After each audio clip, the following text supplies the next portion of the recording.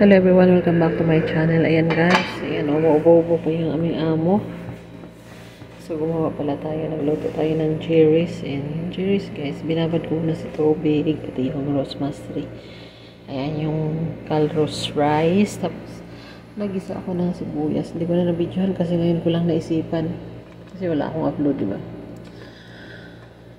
Tapos, hindi sibuyas lang ginisa ko. Tapos, nilagay ko na yung cherries at saka yung bigas na rosemary.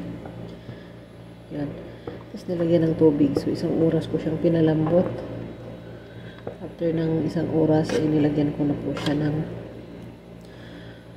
bago pala, tinimplahan ko pala siya ng asin, yung baharat na, abyat. At saka, nilagyan ko siya ng chicken cubes para medyo may lasa. So, ngayon, after 1 hour, so, medyo malambot na siya. Tapos, ganyan, piga-piga ko siya kasi kailangan siyang pigain. Tapos, nilagyan ko siya ng laban. Ayan. After nilagyan ko ng laban, ayan, tuloy pa rin ang pagpiga-piga. So, hanggang madurog na. Tansyahin nyo na lang kung anong type ng amo nyo.